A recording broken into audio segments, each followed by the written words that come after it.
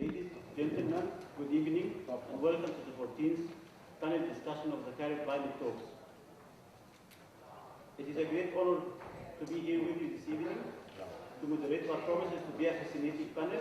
I am Ahmed Ghedi, working for Siemens and on the board of two prominent NGOs, Egyptian Junior Business Association and Consumer Energy Organizations. For the logistics of this evening, our topic for today is energy subsidies and why Egypt has to act now. I will start by introducing our panelists, and then we will hear key messages from His Excellency Michael Bock, Ambassador of the Federal Republic of Germany in Cairo, and Engineering Omnia Sabri, Deputy Chairman of New and Renewable Energy Authority on behalf of the Ministry of Energy and Electricity. Then I will ask our esteemed panelists some key questions to shed the light on the energy subsidy topics, and then we will open the floor for questions.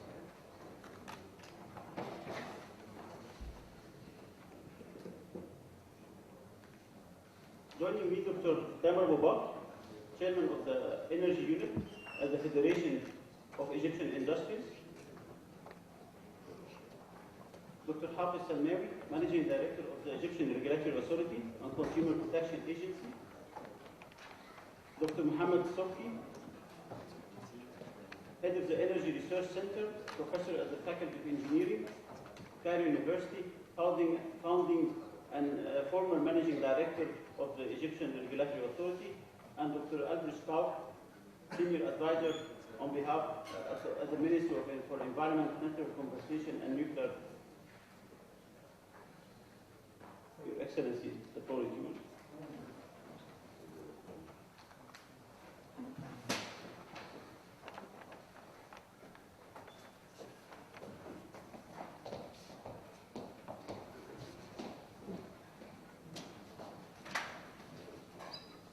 Excellencies, ladies and gentlemen, dear guests, dear friends, the attendance to this, our meeting, the 14th meeting of the Cairo Climate Talks is overwhelming. When I see the high numbers here and when I know, I just heard that we are not yet half of the attendants who have announced their presence due to traffic jams, but now it's 1/2 the hour, so we have to start now. It's great that you are here, and this shows that the organizers of this conference know to put the right questions. This is quite something, but please do not expect from me the right answers.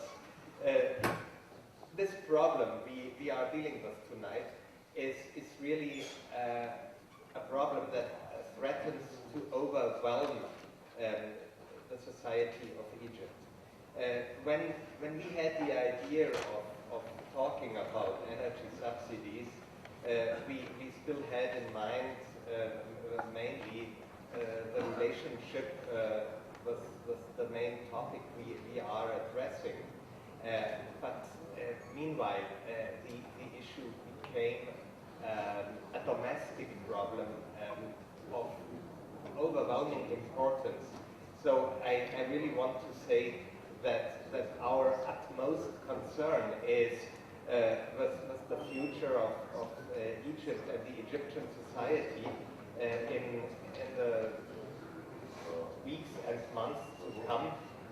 This problem of energy procurement has to be solved, and the problem of subsidies is a secondary one.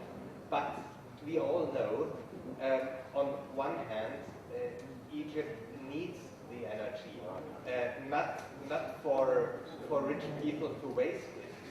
The energy is necessary in order to run the tractors for agriculture, in order to run the pumps of the falafeliyin in order to produce the necessary crops and so on.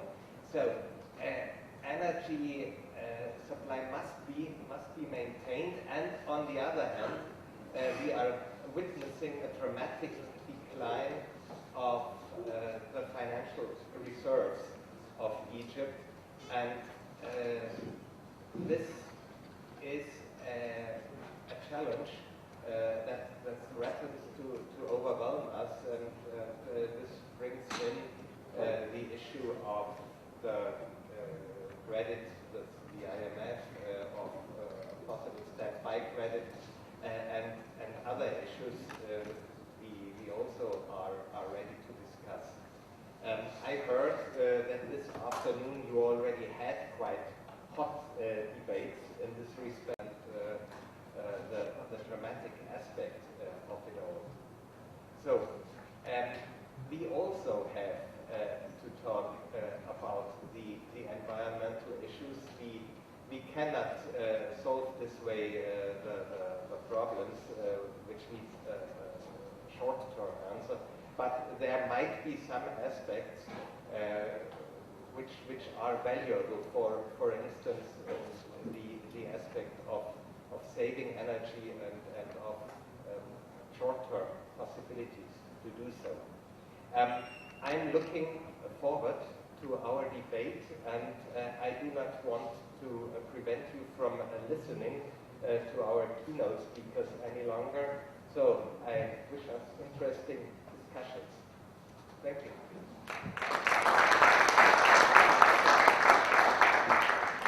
Thank you, Your Excellency. Let us welcome Dr. Samir Radwan, Economist Professor at the Faculty of Economics and Political Science and former Minister of Finance. Welcome, Dr. Samir. Engineer Gomnaya, please, the floor is yours.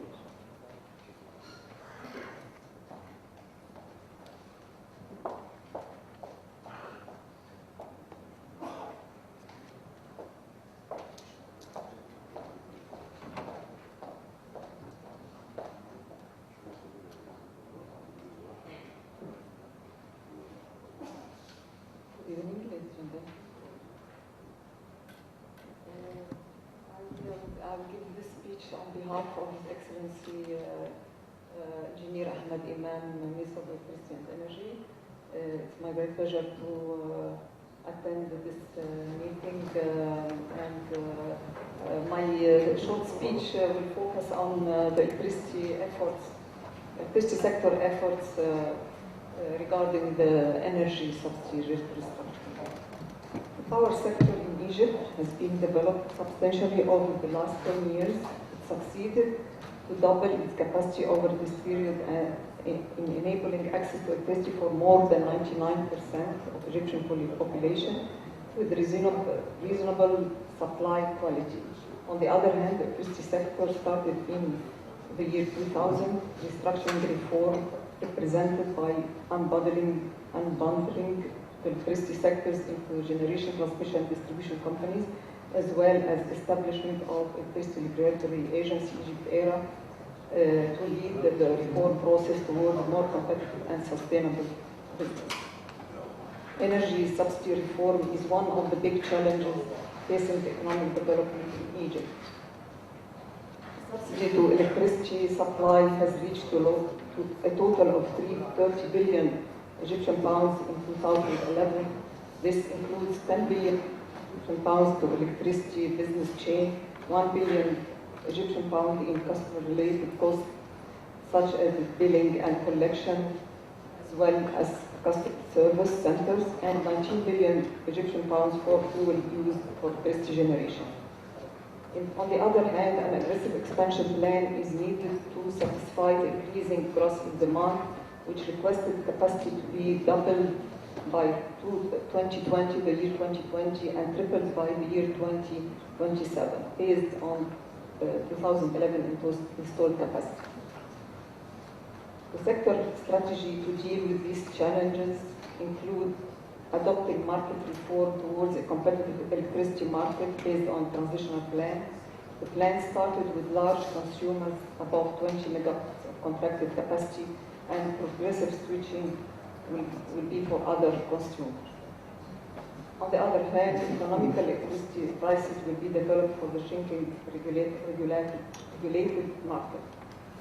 However, subsidy will be kept offered to lifeline consumers through a more transparent approach to satisfy the demand of the regulated market. A plan has been set to encourage the flow of private investment to the market, provided a sustainable framework for investment into this. The new electricity law was prepared in that regard to provide the necessary framework for achieving these reforms.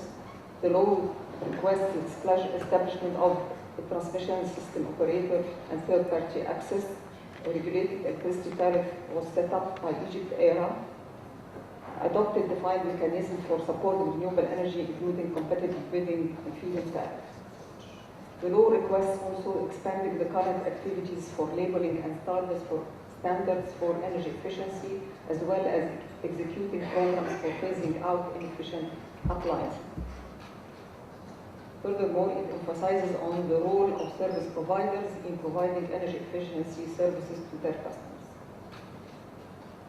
Several studies were conducted by Egypt ERA, financed in cooperation with EU in the field of tariff restructuring and market design, to establish competitive market side by side with a regulated market during the transitional phases. Gradually, the regulated market will shrink in favor of the competitive market.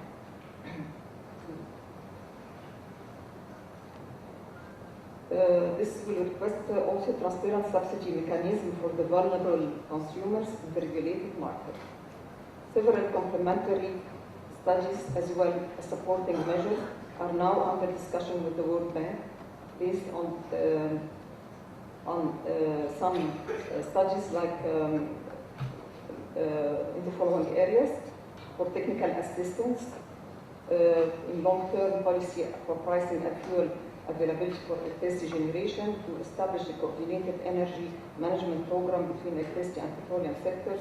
This will cover both pricing and fuel availability. Framework for private investment in power generation, to come up with regulated framework tailored to Egypt and not only recommendations. Establishment of a social safety net to support vulnerable customers. Enhancement of the final management and the governance of the power sector. Development a coherent communication strategy for the energy sector, and finally establishing an energy efficiency unit in the Ministry of Electricity and Energy. Excellency, ladies and gentlemen, we consider this event as an excellent opportunity to discuss the best schemes and successful practices and lessons learned that can be applied to achieve the desired goals of the sector reform. I'd like to take this opportunity to extend my sincere thanks and appreciation to our development partners, representatives of international fund institutions, namely GIZ, for their efforts and cooperation and continued support of the energy sector projects in general and renewable energy in particular. Finally, I would like to express my thanks to the Embassy of the Federal Republic of Germany in Cairo for organizing this event. Thank you very much.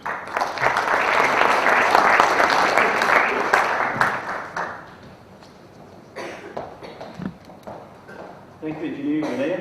I think if I can take a couple of words from the two speeches. The first one is availability is our next challenge, beside energy subsidy and energy efficiency. I think we will hear about these two issues as well from the panelists. I would like to start to ask Dr. Hafiz Salmawi one key question in tackling the topic of energy subsidy. Please, Dr. Hafiz, can you shed the light on who are the highest consumers of energy in Egypt? And I assume accordingly the highest consumers of subsidy. Yes. I understand the question is not just a consumer, it's a sector could be. Yes, it's not specific consumer. Actually, if I talk about electricity, in specific, actually, is a high subsidized customer class in the residential. Actually, as Dr. Omania, yes, as Dr. Omania mentioned, that a subsidy of a total 30 million Egyptian pounds. This was based in electricity sector, which is part of the 114 billion Egyptian pounds of the total subsidy. But there is subsidy which goes for petroleum product like gasoline, like diesel fuel. But if I make my answer restricted to electricity, we have 30 billion Egyptian pound of a subsidy. As Engineer Omnea mentioned, that 10 billion goes for converting fuel into electricity, which goes as subsidy. 1 billion for customer-related costs, which is mean collection, billing, and customer services. And 19 billion goes for fuel for fuel subsidy, which is being used for electricity, based on $3 per million BTU. If we revalue the cost of the fuel, this number is expected to be much higher. So back to the 10 billion, which is being conversion as well as for the fuel subsidy. Actually, over 90% of these subsidies goes to the residential sector. Because the average payment of the residential sector is 12 Egyptian pound compared to cost per kilowatt hour, which is 48 piastres per kilowatt hour. So it's a very highly subsidized sector. Yes, some customer might pay a little bit higher, but customer which is paying higher than the break-even cost is less than 200,000 customers out of 26 million customers who are subsidized. A customer who consumes 1,850 kilowatt hour per month is getting a subsidy with a different value, even with the new tariff, because you pass by all blocks. Second customer which is being subsidized is land reclamation, which is getting electricity at low cost. This is getting a subsidy of around 400 million Egyptian pound. So this is the second class which is getting subsidy. The other part of the electricity is being have a cross-subsidy scheme, which is almost break-even with us. So the main gap in the subsidy is attributed to the residential sector. And I may also add that the residential sector is the main contributor to the peak demand also, which is represent close to 50% share of the peak demand for electricity. So it has also contribution to the needed investment, because most of the load of the residential sector is a night load and is primarily responsible for the peak demand. Also, if we analyze last year figures, which shows that the peak demand has increased by 10.4%, while the consumption of the residential sector also increased by 10.4%. So we have a coupling factor of 1, which is while the other sector has increased by just 5%.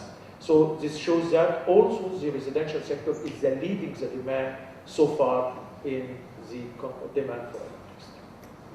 Thank you, Mr. Hafiz. So, in a summary, the consumers are the households are the highest consumers of energy, and I assume the highest subsidy and the highest demand. Yes, but so, you talk about 26 million customers. Yes, of course.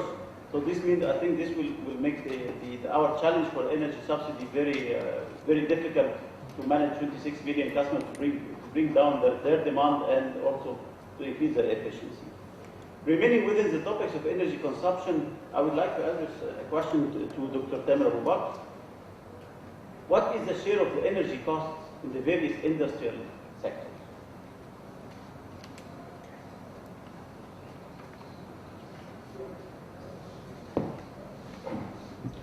Actually, the sector of industry in Egypt consumes approximately 31% of the country consumption from gas and other petroleum liquids. Out of the gas, 75% of the gas which consumed within the industrial sector is consumed to high intensive industries, which is fertilizer, cement, and iron mainly. This is the highest percentage of the consumption. Other industries or the general classical industries, the average consumption of their energy, it represents about 3 to 9% out of the total cost to produce or to manufacture any commodity. But in the other industries like the fertilizer, the gas considered it is not energy only, it's a raw material. So it represents more than 65% from the total cost of producing the commodity. So it's a mixed picture in the industry, among the different industries, but I believe that on the other hand, the industry is our vehicle to create jobs and to fuel also growth of our economy. This is bring us that the intensive industries have been introduced to Egypt while we were having a very cheap energy, when we were having a gas with 75 cents per million BTU. But now with the prices is going to increase for the gas. First of all, whether we're going to import gas, the average cost was going to be reaching like about $12 million BTU. If we're going to have a local gas from the fields, where it's going to be increased to $5 to $6. So I believe the best in the next stage that we encourage and develop all the industries which have a high employment and not intensive consuming of energy. Thank you. So encouraging high labor intensive industries. This is the message. Dr. Samir, we were talking about the fairness of the subsidy. So, but I have a different view on the fairness, and I would like to address it from, is it fair to the economy, to the environment, to the poor people, and to Egypt's resources, the current subsidy system?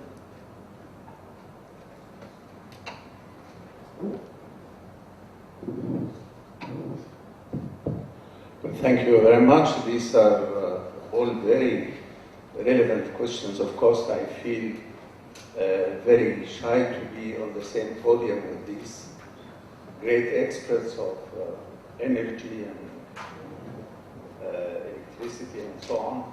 So if you allow me, I'll be talking as a layman and not as an expert at all on the subject. Your questions, you are really groping for a bigger question. Are we running an efficient subsidy system? And then comes your second question. Do we really have an energy policy? That's how I read your very relevant questions. On the first, the subsidies, contrary to what many people believe, have started in the Second World War, during the Second World War in Egypt. But they were at a very modest level. And then they have increased, as we all know the story. They have gone up. And at the present moment, why do we complain about subsidies? We complain about subsidies for two reasons. One, they consume something like 27.3% of the budget expenditure for this budget current year. If no reform is done, if we continue at the same, it will be about 27, 28%. Without any reform, they will go up to 30% for obvious reasons, which is explained by the police. So it is untenable situation when you look at it from the point of view of a Minister of Finance. It's a nightmare. As a Minister of Finance, I used to say I am only a quarter minister. Because if you look at the budget, you have one quarter that goes to subsidies, one to wages, one to debt service. So I'm left with one quarter for roads, for schools. So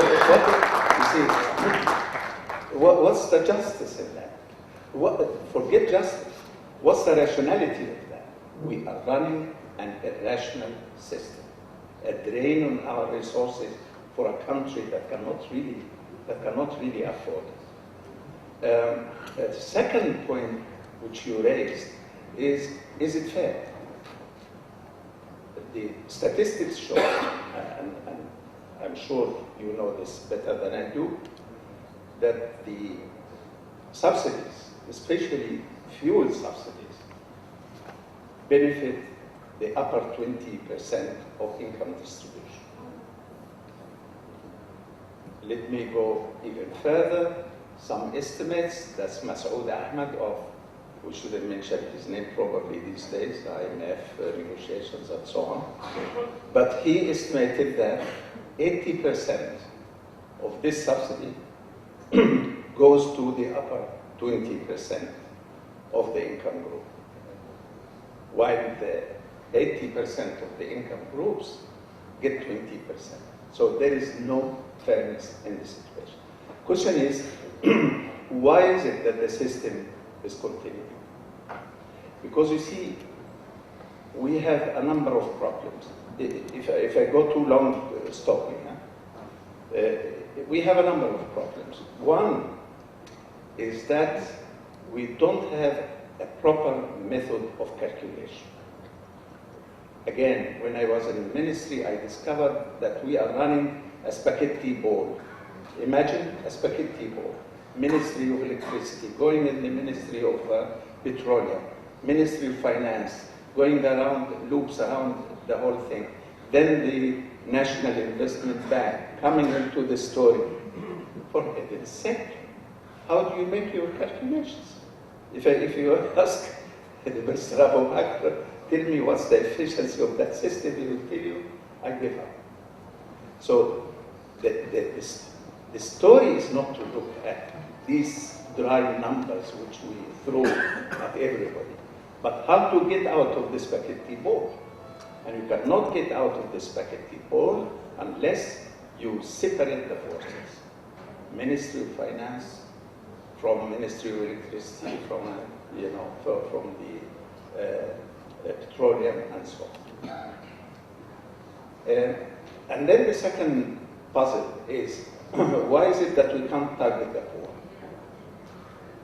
The World Bank, with the Ministry of Economic Development at that time, did an excellent survey of mapping poverty in Egypt. So we know the poor. Even if you don't know. When I work in other countries where I have no statistics, I say, okay, those below this income, which is the average income, are the poor. Okay. I target in another way. If you have 6.5 million working in the government, 8 million pensioners, these are your poor. So it is, I feel we are finding excuses for inaction. Targeting the poor is no rocket science. Okay? It's no rocket science. We are really finding excuses for inaction. Very quickly, I come to your second issue, which is related, and that is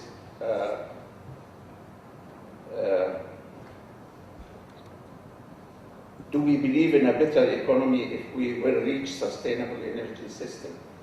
We seem to have been rejecting any improvement in the energy system. Alternative energy.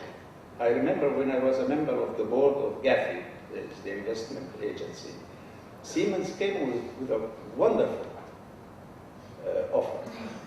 Where is it? It's nowhere. And I'm sure people in this panel can give multiple examples. So the upshot of the story is that we do not have a rational energy policy. Institutionally, we have the responsibility, which is a fantastic Egyptian hobby. Divide responsibility so nobody is responsible. Like small and medium enterprise. Everybody talks about them, and therefore nobody does anything.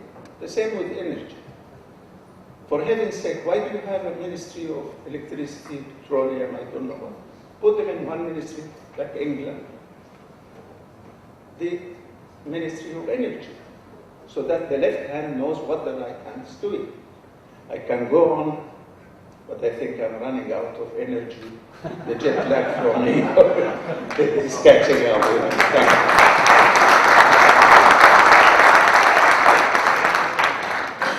Thank you, Dr. Samir. I think I picked up the two words, crisis and inaction. And I think those are enough that we can act on them for the next maybe few years to come. Yeah, you took less time than me to still that was. So, Dr. Kaub, I think we need always, at least from my own perspective, an external view on how to come out of the challenge or the crisis where we are living right now. So, do we have other alternatives, Dr. Kaub, than increasing the prices? And are there principles implemented in other countries to come out of such a crisis? Well, first the bad news. I don't think you have another alternative than increasing the prices, but of course it depends on who will pay a higher price. I mean, the previous three honorable speakers have described the situation that in the good old days when Egypt was a net exporter of gas and oil, you could dictate your own prices for home consumption. That was not even called subsidy. I would also not call it subsidy. It was your wealth price for your own gas and oil, and there was nothing wrong that you more or less supplied the population and the industry with these low prices. Now, over the years, of course, the situation completely changed. First, you ran out of oil to export, then you ran out of oil for your own consumption, therefore you had to import, and now all of a sudden the dramatic, I don't know whether it was all of a sudden, but the dramatic situation that you as a gas-rich nation have to import gas. Therefore, all of a sudden, you are not any longer in control of dictating the price. You have to go to Algeria or Qatar, and of course, they may even take advantage of you and say, okay, we sell it for $12 per million BTU for you. Therefore, this is a sea change of getting completely out of control of dictating the prices. Therefore, there is no other way than somehow increasing the price for certain groups. And you ask me the question of some magic stick solution. One important recommendation I have, which perhaps fits in the Honorable Finance Minister's talk, you do have a regulator. You are in a regulator, in a regulated market, and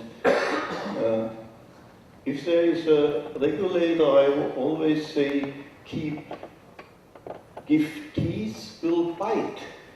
You know, the thing is, everybody talks about solutions, is analyzing, 150 think tanks are calculating how you could perhaps do this. I mean, you have an institution, a regulator who has the mandate to do it, who gets all the data from the industry by mandate, by rule, and therefore let him simply rule about the prices. If you don't like it, you know, there is normally a paragraph in the British and American version of a regulator mandate, can sue and be sued. Therefore go to court if you don't like it, what he says. Yeah? But stick to his final decision.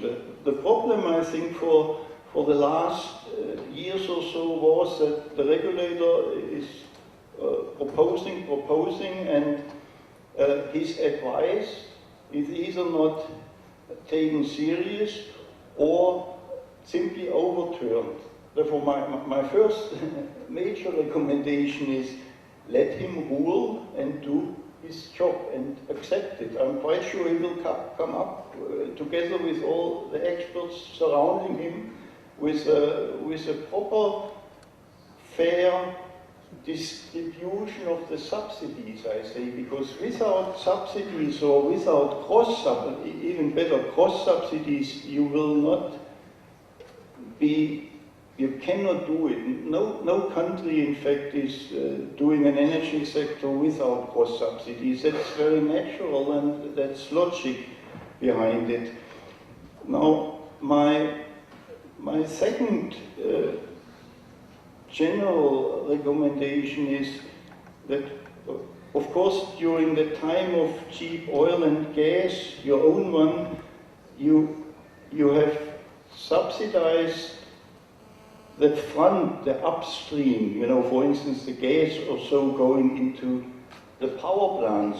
Therefore, nobody behind the power plants, say the transmission system, the distribution system, the industry, the households did actually see the real price. They simply don't blame them. They thought this is the real price of their electricity, and they took it for granted for 30, 40 years that this is the real price. Now, if you would just do a slight trick and move this big bag of money from this side to the consumer side, and then decide what you want to do with the subsidies there, and fairly distributed, this would help a lot for everybody to recognize that electricity and gas and oil is perhaps not any longer as affordable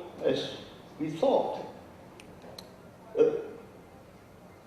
It's also not always just giving subsidies. You could give fiscal and financial incentives for investors who, instead of generating a kilowatt hour, they would save a kilowatt hour. You could pay a price for a kilowatt hour saved. A quite common approach, we call it energy efficiency. And all of a sudden the industry may very quickly notice that, wow, they earn more on investing in a kilowatt hour saved than buying a kilowatt hour and consuming it. Therefore, they become more competitive, and they even make money on electricity saved instead of spending it. Thank you, Dr. Koch. If I summarize in 2 words, increased prices for Central Group is a must, and the time for cheap energy is gone. Dr. Mohammed, why do we need to act now?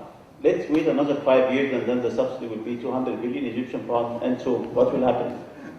Why and how to act now?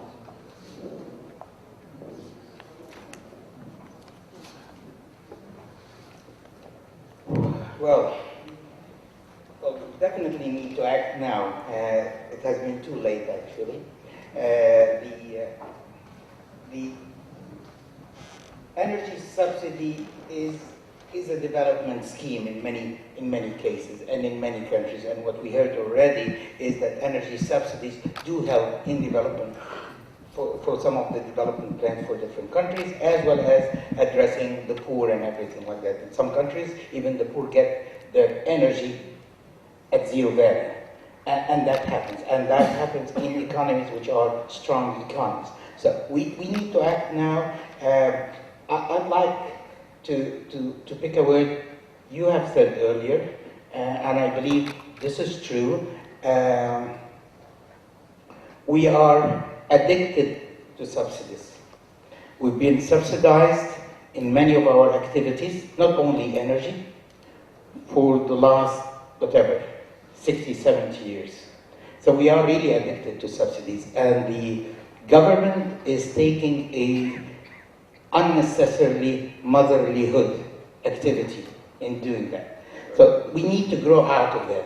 We need to sort of take care of ourselves in a more efficient, rational way. So that's why really the subsidies over the last 30 years were acceptable when we had ample of energy, when we had ample of supply. We had supply. We were a net exporter of energy. So the subsidy issues were accepted. It was accepted to be subsidized. Yet these subsidies did affect us negatively. I'll just give you an example. In the late 80s, late 80s, early 90s, some of the electricity tariffs were declining electricity tariffs for the industry. The more you consume, the more electricity you use, the less price per kilowatt hour you pay. Well, there was a rationale behind that. We want to increase, we want to go into more industrialized communities, we want to increase our share in industry and all of that. So that was the rationale about it. But on the other hand, that allowed some of the investors to sort of build or import industrial plants which were inefficient. So the idea itself was good. Have less energy cost for your activity, build a new a production line, work an extra shift, and your energy price will be lower, which is good. But on the other hand, the industrialists sort of did not look into the efficiency of their use of energy, and that ended up that we are having some of our industrial activities today in Egypt are somewhere on their consumption of energy are above the world average with 25 or 30%. So we are not becoming efficient in that sense, and we need this message of sending the signal of the right price, the right tariff to the end users. That's quite important, and we need to act now because we are facing a situation now where we cannot rely only on our national resources. We need to go to import some of our energy, and we heard some figures, like $12 and so on. So basically, we will have to pay for that. So we need to go into new policies for energy subsidies. The current schemes for tariffs, for energy tariffs, either on fossil fuels, natural gas, or electricity, most of them do have a reasonable scheme, or even sometimes a very good scheme to send the proper signal for how to use energy. The problem is that the values of these schemes, like for example, some of the small and medium-sized industries have a flat energy rate, but a demand or a capacity rate, so it reflects their use. That's a signal to reduce our peak demand and so on. The residential and commercial are an inclining block rate. The higher, the more energy you use, the higher average price you will pay per kilowatt hour. But if this is enough, is it right? Is it sending the right signal? We're sitting here in a room, which I would say overly lighted, or at least not all the lights are the proper ones. Well, I see some smiles from some of the lighting experts here. But at least we need to use our available energy in a rational way. And the most effective way, the most effective signal is to control that by tariffs, by the value of tariff. It's important also that in some cases, and I like to highlight that sometimes, especially in the media, or even like government to media, we say that all of our economical activities are subsidized. Well, I think we need to revisit this statement. It's important to revisit this statement, especially for industries, where some of our industries are very close or actually above, they are paying in their energy above the real cost. So they are not subsidized. So at least with the current prevailing energy prices, with the current available natural gas at $4 or so per million BTU. But if you go to the $12, then they will be subsidized. So, because that affects them negatively, especially for industries who are exporting. If we keep on saying that they are subsidized, and they are really not, they will not be able to compete. They will, in European markets, they will be faced by dumping lawsuits, and they will be kicked out of the market. So we have to be very careful, untangle the spaghetti ball, and really evaluate the real value of subsidy, and see who is subsidized and who is not subsidized. Well, I think I take over my time, so I'll stop over here. Thank you very much, Dr. Mohammed. I think the clear answer, we have to act now, and unfortunately it is an interlinked challenges and problems which we need to tackle from different perspectives.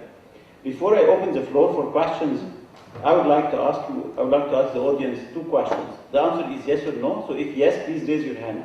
Very simple question. The first one, are we addicted to subsidized energy? I personally believe yes, we are addicted. So we have a majority. This is great. The second question, who can accept to pay today international prices closer to international level at a better service? I think this is a very good message, at least from an audience perspective here, that a clear message to the government. There are some segments from the society who want things to change to the better without putting more burden on the government. I wouldn't say on the government, but on Egypt as a country. So I think we will open now the floor for questions, but please, we have, I think, maximum 35 minutes for questions. So please make your question very short, 30 seconds, and then in order to allow also for many people to ask. So I will take the gentleman, he is the first one who raised his hand.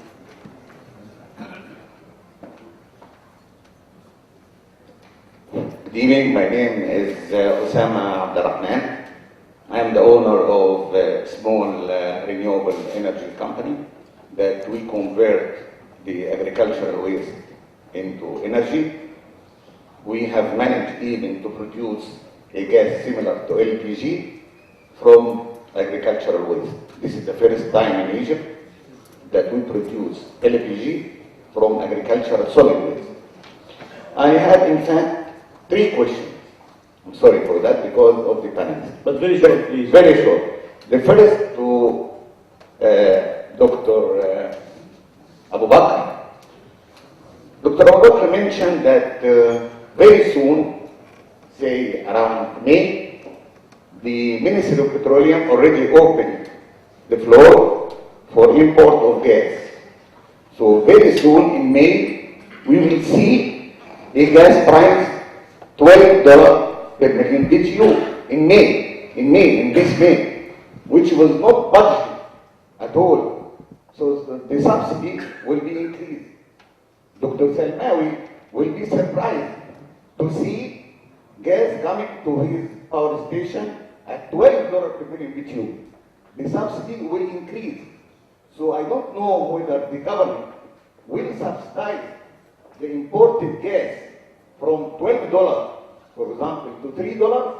Is the government ready to have more subsidy for the imported gas, or they will give this gas to other users so that we will have 2 prices of gas in Egypt in May? Some user is using gas at 12 and the other user adjacent to him using gas at 4. Very strange. Very, very strange. We must have a vision before we decide to import the gas at 12 to see what we are going to do with the present prices of gas. Thank you. This is the first one. Those are two questions. Can we answer them because to allow other people to give further? Those are two questions. The one for the subsidy, when the gas will be $12, and the other one, I think, for the one for Dr. Tamer and the other one for Dr. The other one for Dr. I don't know the name, who said that the industry is not subsidized.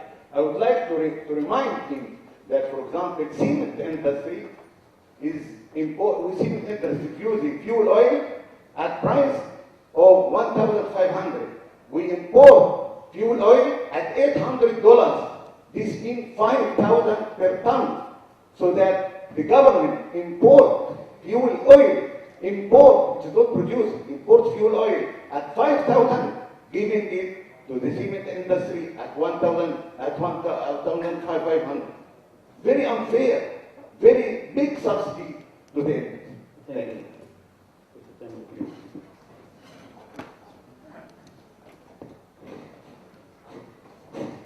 I will start with the third question. Just to correct some figures you mentioned it. The fuel oil is sold by 1,000 Egyptian pounds. The 1,500, this is the latest announced for certain sectors, okay? And the international price for the fuel oil is $650 per ton. And we don't import fuel oil for the industry. We import fuel oil for the bunkering of shipping in Alexandria and in Suez. We already produce fuel oil in Egypt, which is due to, we were supposed to export it and not to import it.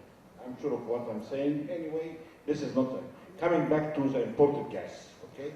The problem today, it is not the price. The problem today is the availability. We are getting in a catastrophe in Egypt this year. We have a great shortage. Egypt have a shortage of oil and gas. We left in, what we say, a big lie or a big fake, the hope that we are an exporting country. We are not exporting country since 2004. We are an importing country, and approximately we do import about 30 million, equivalent 30 million tons out of 77 million tons consumed in the country. Those 30 million tons, 15 million in liquid and 15 in gas. The 15 in liquid we import, we buy, our partner in our concession, the crude, we import Kuwaitian crude and we import other products, gasoline and gas oil and LPG. For the gas we buy, we have a lot of gas sales agreement from our partner in gas. So we already do import. So the problem today, we're not speaking about prices. If we're going to speak about prices, this country is going to be starving next summer. We have to be serious and to face the problem. Doctor, this is not an answer. The answer, the fact is that there is already, there is a plan already that in May we will have Mr. Osama, at 12. We need to give I chance. need to know what we are going to do. Okay. In May we have price of gas at 12. Okay. Let me give you an answer for this. Okay. First of all, the gas in May is not coming because the way they tender it for the gas, there is a big problem. Okay. The other solution, This is not sorry. This is not. It's cancelled. In May there is an auction. It was announced. It's not an auction. 29 companies have bid. We can have an offline discussion afterwards. The other thing, you don't have any other solution. Either you go and import gas or you're going to import petroleum liquid. Petroleum liquid is triple the price of the gas. So the only way to get over the shortage of the availability for energy is to import gas. This is number one.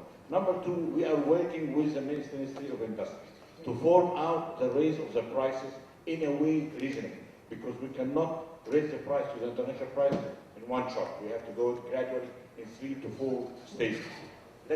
You don't like the answer? Give me an answer. The answer, doctor, the answer is in May we will have 2 prices of gas. In May, Dr. Salmawi will receive gas at 12 or something. Mr. Osama, let us give the chance now to Dr. Tamer and then Dr. Hafiz to answer the impact on the subsidy. What we're trying to do now, okay? The country, the government will be in charge to secure the gas for all the industries except for the intensive industries. They will withdraw gradually in 4 years to secure the supply for the intensive industry. That means that they're going to buy part of their needs from the government with $6 and the rest with $12. So the government will secure for the first year to supply 75% of your gas for a factory intensive fertilizer and cement and iron. The next year securing 50%, the third year securing 25%. In this case, from the savings the government is going to make it, they will put what you say a procedure for subsidizing the industry for the export and not subsidizing the commodity itself. The philosophy of subsidizing the commodity is not going to be workable in the next decades. You have to subsidize sector by sector according to its situation. If you want to subsidize people, you have to subsidize the poor people. And the poor people in Egypt are well identified by the smart financial firm. And they already have dictated 12 million family in Egypt need to be subsidized. There is no other solution. You have to raise the subsidy gradually, and you go to subsidize either industrial sectors or investors or the poor people by their situation. Thank you, Dr. Tayman. Dr. Hafiz, is there any impact on the subsidy in case of at $12? But the answer is there. About 3 years ago, and already adopted by the Supreme Energy Council. Already there is a strategy for Egypt for 2030, which has been set and approved by the Supreme Council in November 2009. And that the situation we have nowadays was expected to happen by 2020. And what's going to happen in 2020? Actually, the sector in the economy has been ranked at 6th level. Level number 1, which is energy-intensive industry. So when there's going to be a shortage, it goes first to energy-intensive industries and they pay the imported. Second group is the rest of industry. Third group is the export, where it was expected at the time most of the contracts for export will be ended by 2027. Fourth, which is third from the bottom, is the electricity sector. And then labor-intensive industries, and finally the residential and transport sector. So already the sector has been ranked. And basically, they will going to be liberalizing for the gas market, and they will sold directly to the consumer at that price. By the way, energy-intensive industry could pay for their international. I couldn't, for example, believe that steel in Turkey, which has the highest energy price in the world, come to Egypt at a lower price than steel in Egypt. So this is, I couldn't accept it. So this is the case. Actually, Turkey has the highest energy prices in the world. They import all their gas. They don't have gas at all. And they imported the gas. But still, they export steel to Egypt at a lower price than what we produce it here in Egypt, without transportation extra. So already the strategy is there. Already how it's being managed is there. So I really, it looks to me strange that how we look for the question which already has been answered, and the answer already has adopted by the Supreme Council. Thank you, Dr. Hafiz. I'm sorry, Mr. Osama. I have here a question, 3 questions from Twitter, so let me take the first one, and I think Dr. Hafiz, if you may answer this question. What is the rational energy subsidy going to be? What is the rational energy subsidy going to be? Just an idea. First, I was just going to give an example about the fairness of the subsidy, as His Excellency mentioned. When we talk about gasoline, actually we have 18 million families in Egypt. 2 million families in Egypt who has car ownership, 1 car or more. 16 million families in Egypt, they don't have a car. Who consumes the gasoline? Who gets the subsidy? Just I pose the question. So let's manage how it is fair or not. 2 million. 2 million get out of 16 million, which are the most needy. The 16 million, at least, with different rate. So why subsidy? Lobbies. Just another example. When we do a rotating blackout for energy, when there is, because there is a shortage of supply of energy, where is the blackout is being exercised? Outside Cairo. When we touch Cairo, it's become a big problem. You know, now they're touching Cairo because it's a necessity, because the shortage is too much than being managed to not to exclude Cairo because it represents around 40% of the demand. So I just pose these two questions to show how subsidies being fairly distributed in the country.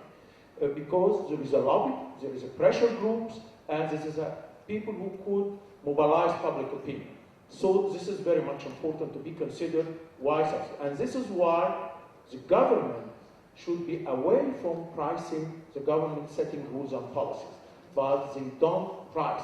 Price should be liberalized, and if the government decided to subsidize a sector of economy, they should subsidize from a different approach, not through an electricity wiring system or a gas pipeline.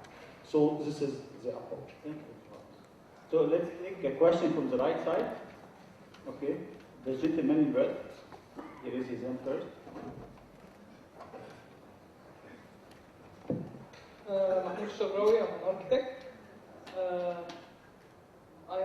I'm just curious.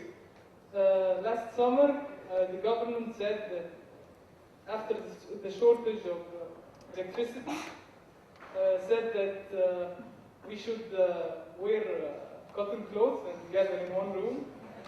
We are using too much air conditioners.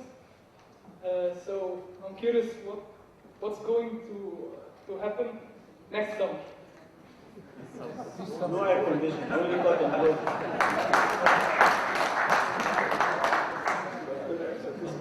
Yes. Actually, let's say that there is a shortage. And primarily the shortage is related to the energy prices.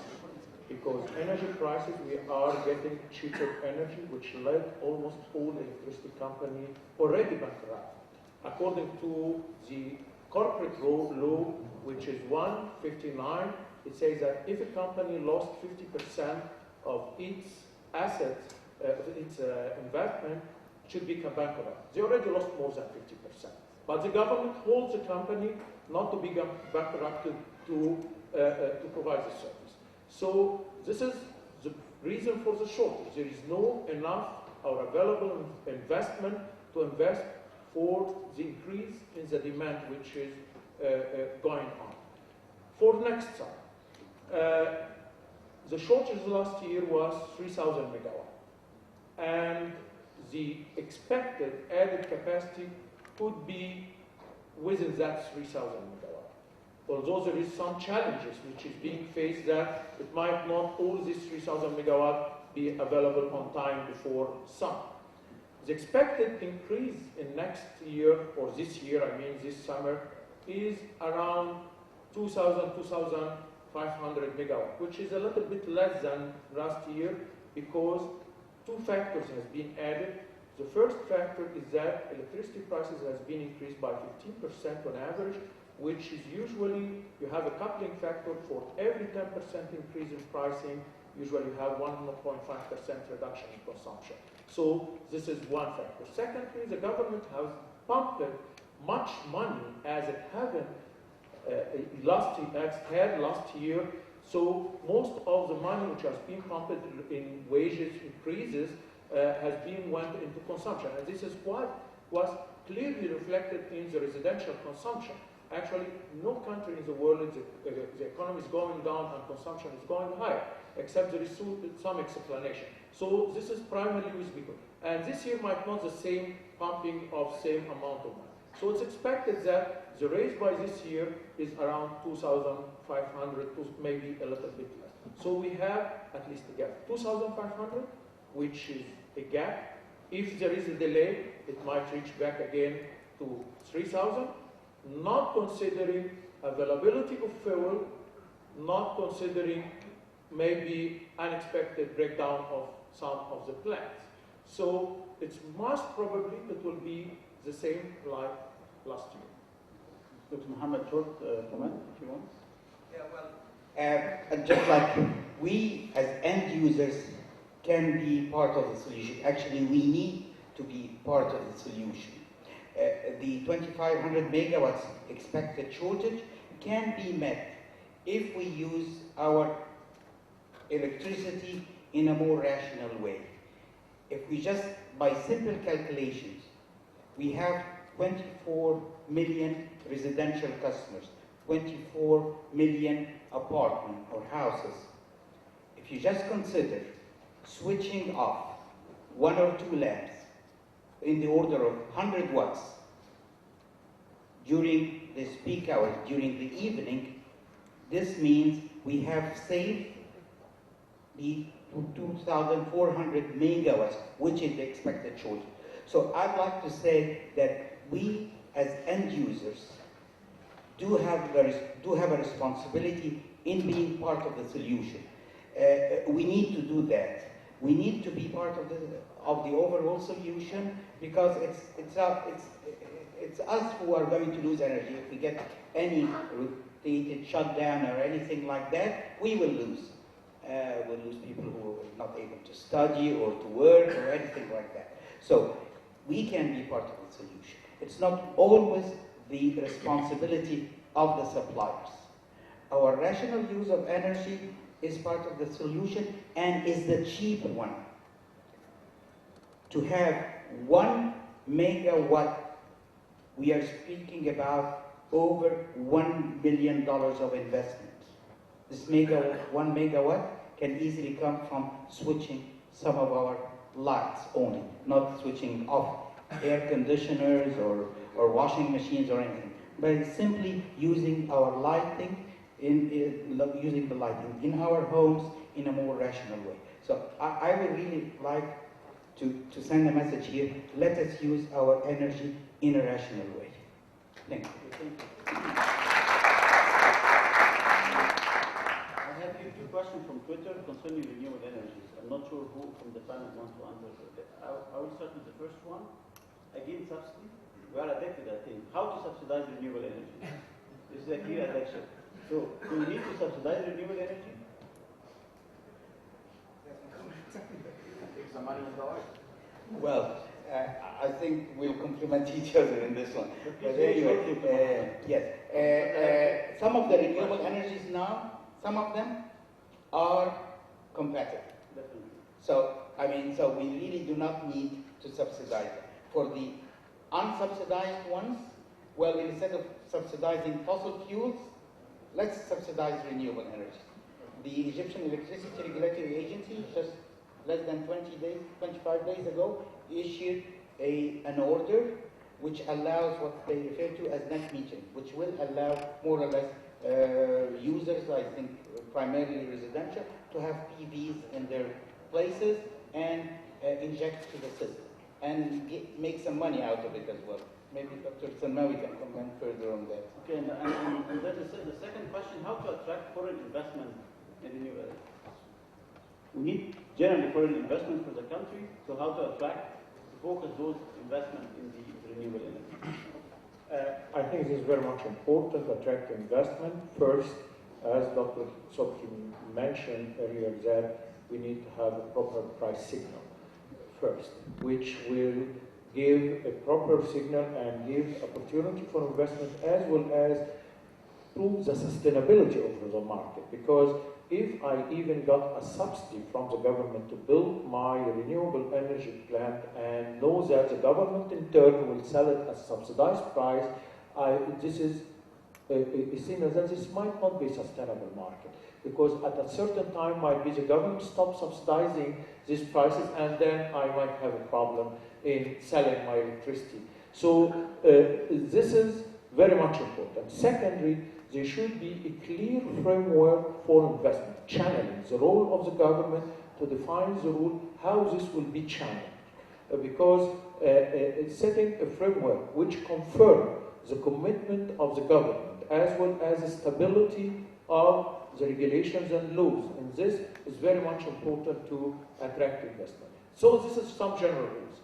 Going to the renewable energy in specific, it's believed that a kind of innovative mechanism, like, for example, third-party access, which already now some suppliers has been considered, third-party access, when it's being allowed to sell, which means that somebody generate and sell directly to consumer, and then giving some incentive to this consumer when they use green energy.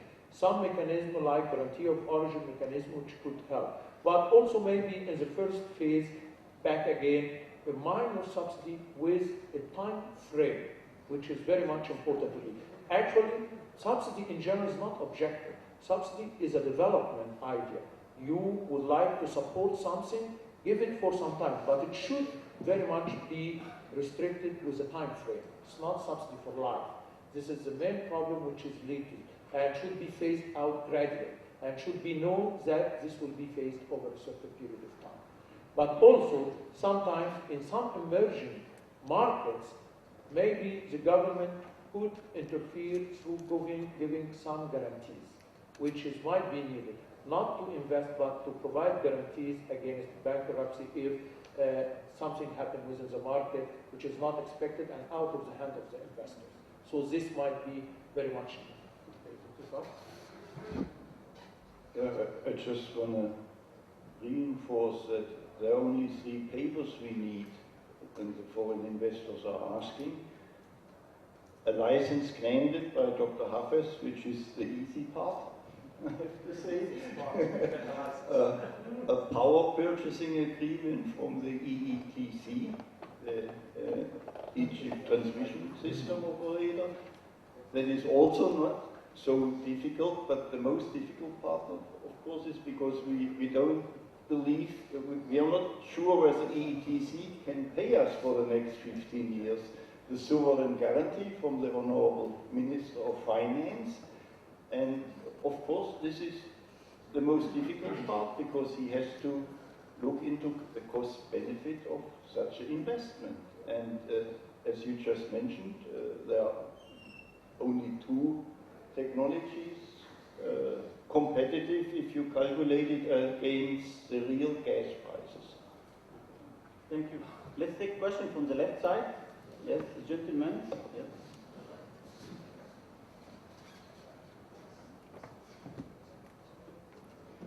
My name is Aiza Amer. I'm somehow more working with the electric power sector. My question to Dr. Samir. My question is, what's the obstacle you faced during your ministry period to dismiss the spaghetti ball, to clear out the prices for the end users? And I have a suggestion for Dr. Salmawi. Some years ago, we had some shortage in electricity in Queen, and to make the people know the problem, there wasn't the normal TV in most of the TVs, there is a gauge they use to tell all the end users that we are in a dangerous situation, please discount your electricity consumption. Could we do something like that? Thank you.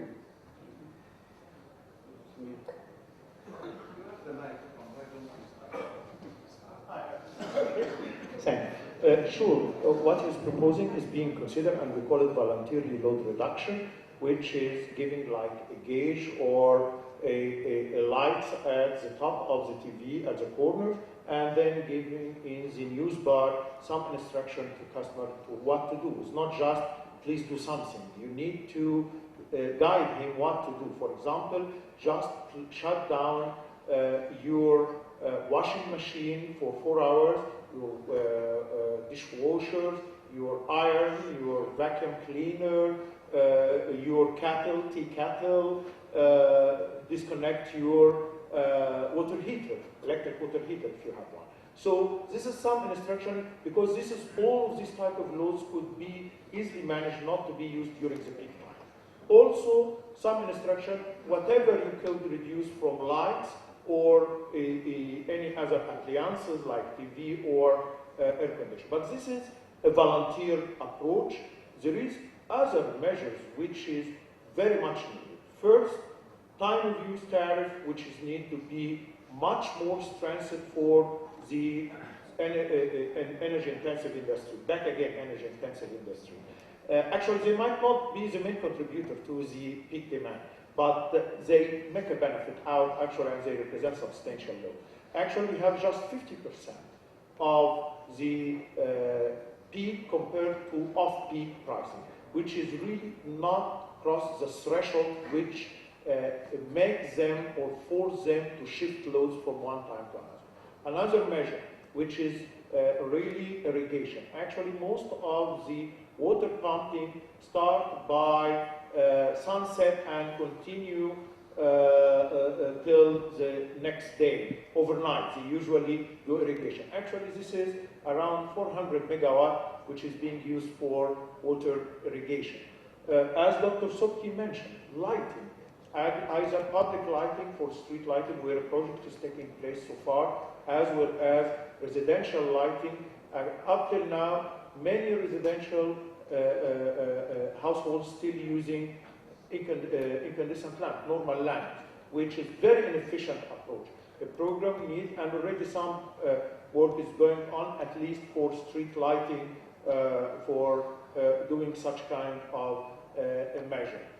So many other measures for demand side management, but also for the gas sector. We need demand side management for the gas sector, because the challenge in gas is not just gas availability, it's a gas availability on time. During peak time, normally we have most of the plant operating at full capacity. So while providing gas to these plants as well as to industrial facility, usually subject to pressure reduction in the grid, which lead to a reduction in the capacity of the plant. You need to do gas management for the gas sector over the network in order to enable gas supply to power plant during peak time, which is not something relevant to the total quantity of gas supply. So a lot of measures can be done either by volunteer approach, as you mentioned, which is very much influential, as well. Also, a rational rotating blackout. Actually, sometimes there is some exaggeration, sometimes the customer being left for some longer period. So some time customer has been frequently subject to cut. I mean that he might be during the morning has a breakdown within the network, so he's been disconnected. During noon, they might have a maintenance, so he might be disconnected. And in the night, he might be disconnected because he, as a part of the rotating blackout. So organizing this will reduce as much as possible the impact to the customer, so he might be ready to accept whatever the shortage could be when he feels that it's a fair and well-managed process. And already the program is going now to coordinate and manage and monitor this process much more precisely in order to assure that it's being done first in a well-managed, secondly, as I mentioned, Cairo and outside Cairo fair, which is very much important. Thank you. Mr. Samir. Thank you very much. Let me, before digging into the spaghetti bowl, I would like to, in a sense, respond to some of the issues, because I think the debate on subsidies in Egypt is highly lopsided. And it really, in many cases, as the case of wearing cottons illustrates, you are not talking about a problem. For instance, one of the questions related to alternative energy sources and whether it should be subsidized. The problem with the Egyptian subsidy system is that it is subsidizing a commodity and not a consumer, like a household or like an industry. This is number one. And that is at the basis of the problems we are facing now. Because we are not subsidizing the poor, for instance, or the people. I like Mr. Salmao's emphasis, this Cairo bias in our policies. Everything goes for Cairo. And the rest is forgotten, and by the time you reach the side, they have nothing. Okay? The upper Egyptians. So I think the debate on the subsidy system also focuses on pricing for two-tier system of pricing, as Dr. Izzat was saying. This is not the basic problem. I think the basic problem is, first, you subsidize a commodity. You can subsidize alternative energy, as many countries have done. And I take the Chinese example, and the experts are here to tell you all about it. You can subsidize a new technology. You even, for the WTO, the World Trade Organization, you can justify subsidizing an infant industry. Jordan, Tunisia, even Algeria have succeeded in introducing alternative energy fields. While we were first to be offered that technology, but we have not taken it. So I think the whole issue, my plea is you really need an energy policy. The Supreme Council, I attended some of the meetings. It's a highly respectable council, but it's not given the possibility to take decisions and carry them out. Number one. Number two, this Supreme Council is constrained by the spaghetti board. I think it was about second month I was in the Ministry of Finance that I wrote this memo to the Prime Minister and asked for it to be discussed in the cabinet. And basically, I gave an analysis of the spaghetti board. The Ministry of Finance gets the returns from selling oil and gas and gives the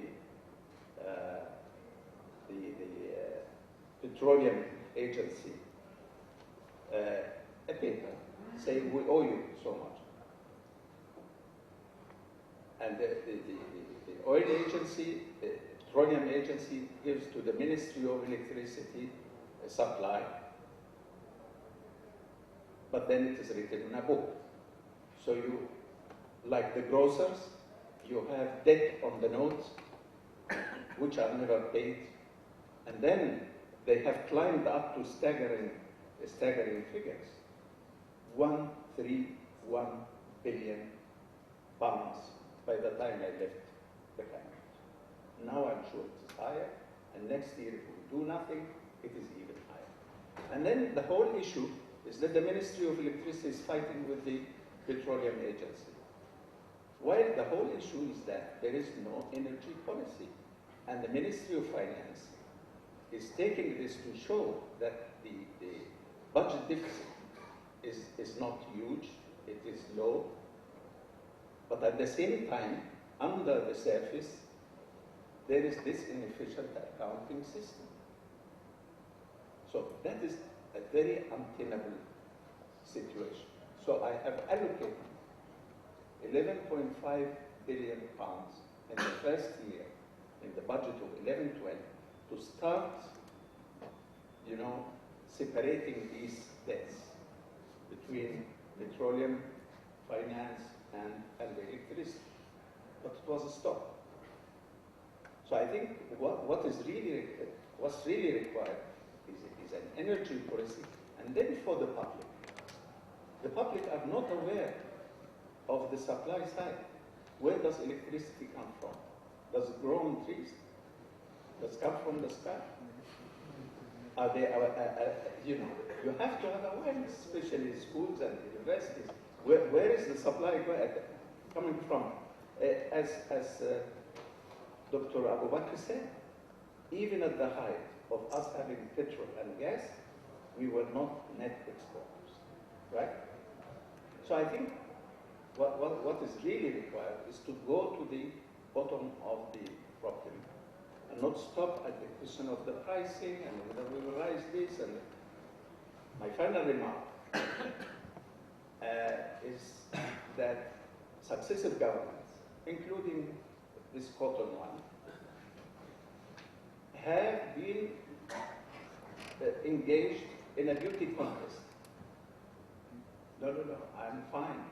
So I look fine to the people. I wouldn't touch this subsidy business. And that is the stumbling block on which the IMF is not coming to Cairo. All right?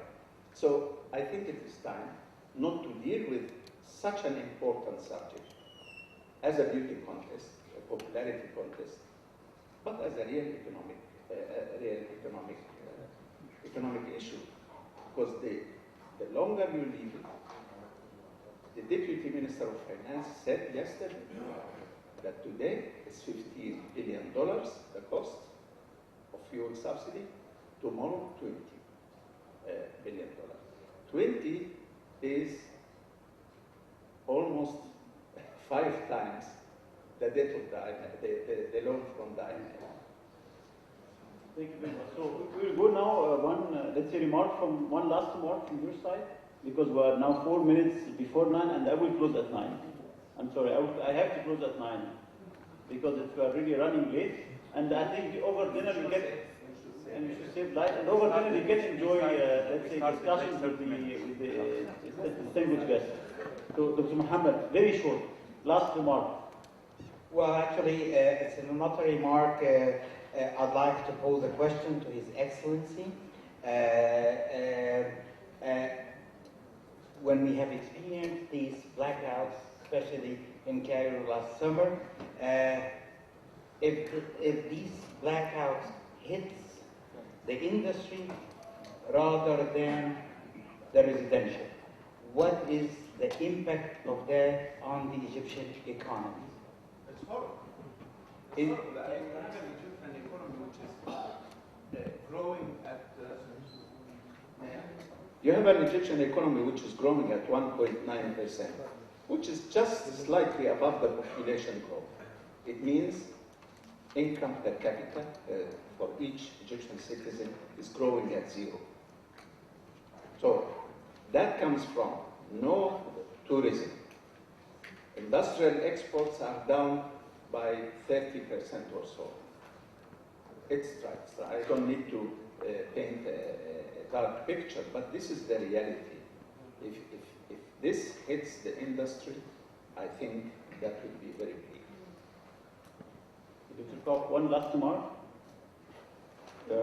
Just citing the International Energy Agency, you know, our OECD chairman last month, he said, you know, fossil fuel subsidies are world enemy #1. And therefore we need not only energy efficiency, we also coin a new word, energy modesty is perhaps even more important. Thank you, Dr. Pemmer. We're going to have a hard time the next 2-3 years. We have to face a problem. We have some decision, not a lovely decision should be taken regarding the subsidy. Cheap energy is not anymore going to be exist in Egypt. I would like to say that we are describing something which is not very well quantified. Subsidy. Actually, the spaghetti board, which has been mentioned here, exactly exists in everywhere. Actually, if just going first, quickly state how subsidies is being given in the electricity sector. You get cheaper fuel, you get subsidy. You get an unpaid debt, you get subsidy. You get guarantee free of cost, you get subsidy. You have a company-to-company subsidy. You have customer-to-customer subsidy. You have sector-to-sector subsidy. By the way, the 30 billion Egyptian pound, which I mentioned as a subsidy, appeared in the national budget as just 5 billion. So first, we need to restructure the subsidy, make it much more clearer, quite apparently clearly in the national budget, and then start to work with it. So we need to restructure first the subsidy, direct to customer, and make it much clearer. This is the first question, then go how to deal with it. Thank you. I would like to thank our esteemed guests. Please give them a big hand.